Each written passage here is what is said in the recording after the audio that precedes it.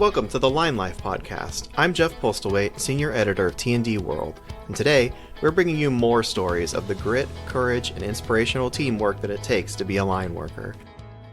Hello, my name is Amy Fishbach, and I'm the field editor for T&D World magazine. Thank you for tuning in to the Line Life podcast. Today we are continuing our Faces of the Future series with Part 8, featuring Luis Gutierrez, an underground apprentice for ComEd. Luis, thank you so much for joining us today. Thank you for having me. First of all, Luis, can you talk about what year you are in your apprenticeship and what you are learning right now? So I'm currently in my second year as an apprentice, and I'm going on to my last step to becoming a splicer, which is pretty much a full-fledged line worker. Right now, the main thing that we focus on is building different types of joints. We also learn how to remove cable, install new cable, and then just connect secondaries for like customers, anything like that. Wonderful. And talk about the training center at your company, where it's located, and what facilities are available. So ComEd has 7 training centers, but the one that mainly focuses with the underground department is in the city of Chicago. So the training center has classrooms for in-class training. It has a pull yard, that's where we do our climbs in the mornings or in the afternoons. We have something that we call the lab, and that's pretty much like the splicing area. That's where we practice and test for our joints to be ready to go to the field. And Luis, can you talk about your beginning in the line trade and how you got started at ComEd? Didn't do any like pre-apprenticeship program or a boot camp or anything like that, but when I first got started, I obviously sent my application, and then they made me do this CAS test and a physical assessment. The physical assessment is pretty much you climbing the pole or carrying heavy things, so they see that you're capable of doing like certain tasks that revolve around the job. And then after that, I got an interview, got hired, and then eventually after I got hired, I had to do a 5-week initial training, and that's pretty much just doing a lot more things to get you ready to go to the field. Once you're in the field, you can either choose from substation, underground, overhead, and it's pretty much whatever you like, whatever fits best for you. And then you bid for those apprenticeship programs. And it's all a very lengthy process, but it's well determined once you're in it for sure. So Luis, what drew you to the underground?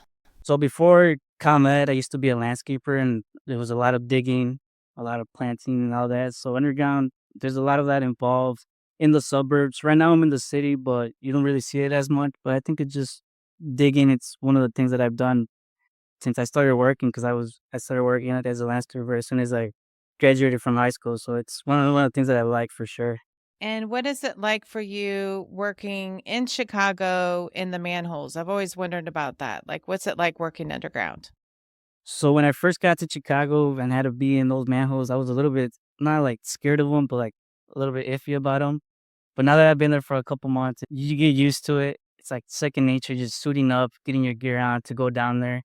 Some of these manholes are extremely dirty. I'm not going to lie to you. But some could be a little bit cleaner than others. There's always water. We have to pump it out before we even go down there. I see spiders, insects, spider webs most of the time. Really? No. And but I haven't had the pleasure of seeing anything else like rats or anything like that, which is pretty good to me. But yeah, most of the manholes they're not bad. They're a little bit dirty for sure, but it's not something that you can't get used to. Over time, you'll get used to it, and then it's like second nature, like I said, going down there and doing your job. You'll tend to forget about everything else once you're down there.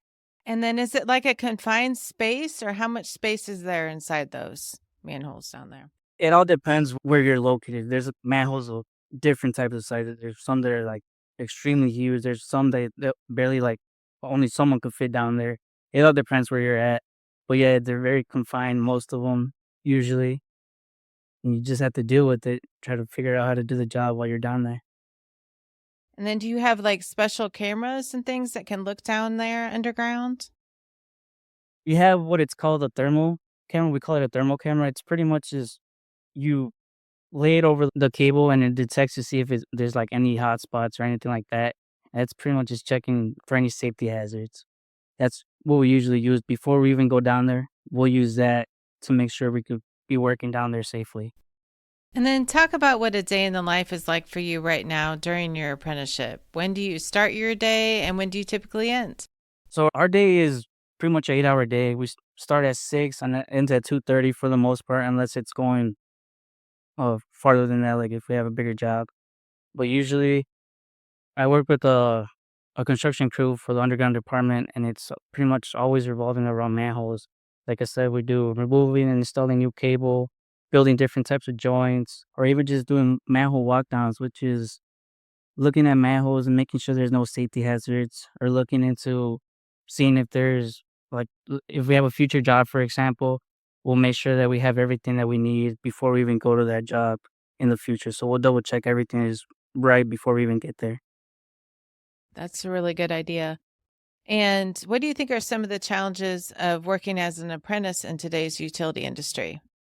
So in my opinion, one of the biggest challenges that I feel like we have as an apprentice, it'd be the weather conditions. Like here in Illinois, in the summer it could be really hot, really humid. We get a lot of storms, tornadoes, stuff like that, and it just makes the job a little bit more difficult. In the winter, it could be extremely cold. We get snowstorms, anything like that. Like just last week, we were below zero the whole week, and it was extremely cold. And I think like the job itself is already very physically demanding, and just having those weather conditions could make it more overwhelming. Absolutely. I'm in Kansas City and we just had so much snow and ice over the last week. And today it's 60 degrees. So I cannot wait for spring. It's just, I'm so done with winter around here. And then what about, do you work in like downtown Chicago? What is it like dealing with the traffic and just all the people and everything when you got to work around manholes? We tend to stay away from like the actual downtown area, but we do work around there, and it's very chaotic, especially like in the mornings. Right now that the kids are going to school, that's when we roll out of our shop, so it could be very chaotic. There's a lot of bikers out there. You just gotta be very careful with them. Yeah, just drive safe to the job site, take your time, anything like that to just make sure everything gets done safe for sure. And then how do you feel about being part of the line trade? And what is your favorite part of working as a line worker? It feels great to be part of this trade. I feel like it makes me like enjoy my job a lot more, knowing that I do something good for my community. One of the things that I like the most is like driving by that one building that you did work on, and like just showing my friends and family, like, hey, like I did that for that building, or hey, I did this, and then this suburb is like power now. Stuff like that. It just makes it more rewarding in a way.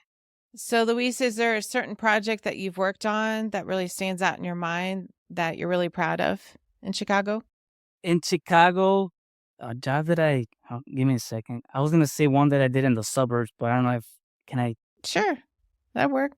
Yeah. So there's this suburb area that we worked on when I first started, and every time we passed her, like I told my fiance, like, hey, like I did this or and she's like, yeah, I know you've already told me this like 100 times, but I'm like, it's something that I don't know why it like stuck with me, but it's something that I feel great knowing that I did work for that like whole suburb right there.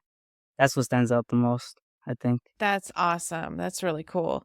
And what do you think it takes to succeed as an apprentice in the line trade? And what are some qualities that you have, do you think, that makes you a good fit? Yeah, it takes a lot to succeed in this trade. You got to have a lot of grit, a lot of determination. You got to be a responsible person, a safe worker, most importantly. Besides that, one of the things that I have would be that I take a lot of pride in my job. I think I take an extra step to make sure everything's done right. I double check everything, just making sure that everything's done the way that it should be done in the field. And then I know you probably work a lot, but what are some hobbies that you enjoy doing in your free time? I know that you really enjoy horseback riding. I'd love to hear more about that. Some of my biggest hobbies will be fishing and horseback riding. I have two younger brothers that love coming over to the house. I have a pond right next to the house, so whenever they get a chance, they come over and we go fishing. And then horseback riding, it's something that I've been doing since I was a little kid. My dad's actually the one that showed me how to horseback ride. And they actually own a farm and we own our own horses. So whenever I get a chance, I love going out there to ride, especially after a long day of work. It's very calming and peaceful being out there. And actually we I'll call it a Mexican rodeo, but we participate in those over the weekend. So I enjoy spending time with my family while doing that too. It's always great. That's really cool. So, Luis, does your family live near Chicago or where do they live? They live like I'd say like 45 to an hour away from Chicago. It's more of like land area, But yeah, that's where we keep our horses. Oh, that's wonderful. And do you stock your own pond then so that your younger brothers can come fish with you? I'm pretty sure the city does because we always catch a fish here and there. That's so cool. I love going fishing too. I go with my sons and it's just a blast. That's awesome. And what are some tools and technologies that you're learning how to use right now that will help improve your productivity and safety in the field?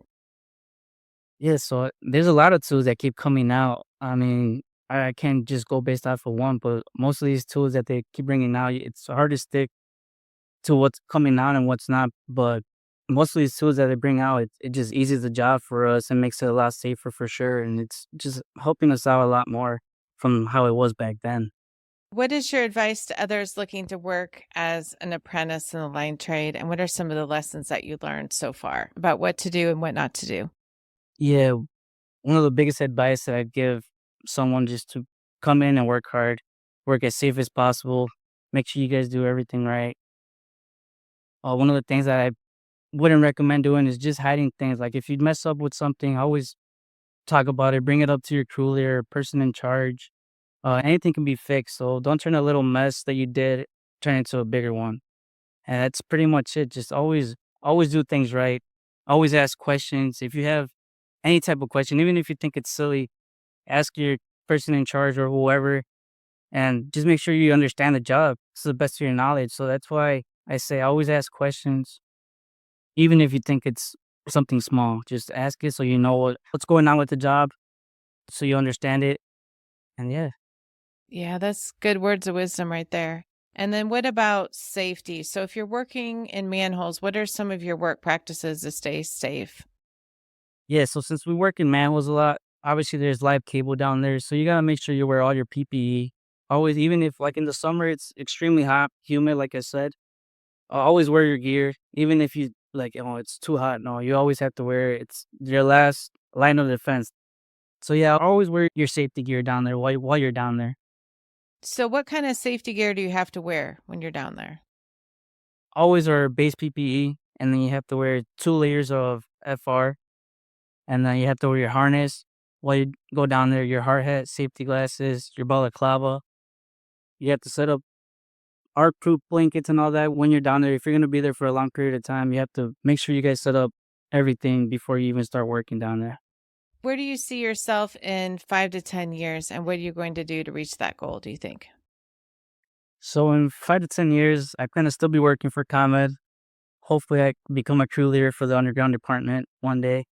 I plan on reaching that goal by just working hard, working safe, and just gathering as much information as I can, making sure that I learn as much as I can throughout those years, and to become a great crew leader one day, hopefully. No, that's great. It seems like you're on your way. And then what are some similarities between like the landscape work and the line trade, do you think, that kind of prepared you for this role? Some of the similarities would be that obviously we're outside most of the time. Like I said, digging is one of the biggest things with the underground department. There's a lot of digging. You got to expose some cable. Like if there's faults or anything like that, you got to expose it. You got to know how to use that shovel right so you don't dig into the cable. Things like that. I think being a last year prepared me to going into this line trade and being in the underground department. And what do you see in the future of line work? See a lot of changes coming into this industry. I mean, just by the way jobs are being done, all the tools, the machinery, all the equipment that we use. I think there's gonna be a lot of changes. Even the safety rules that they come out with, I'm sure there's gonna be a ton of them coming out here soon. And then also like everything's turning into EV, a more cleaner energy, solar power. So I think the high demand on workforce is obviously going to increase. There's going to be a lot of opportunities for people to get jobs, and I see a lot of good things coming in the future. That's great. And what is your fiance's name? And I heard you have a newborn. Congratulations. I want to hear more. So my fiance's name is Suhaili, and my little boy, his name is Leo.